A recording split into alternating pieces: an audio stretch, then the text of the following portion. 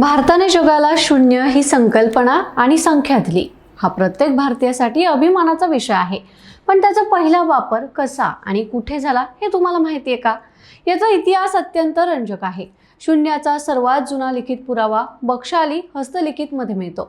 2017 मध्ये ऑक्सफर्ड युनिव्हर्सिटीने केलेल्या carbon dating नुसार हे हस्तलिखित इसवी सन 3ऱ्या किंवा 4थ्या शतकातील आहे।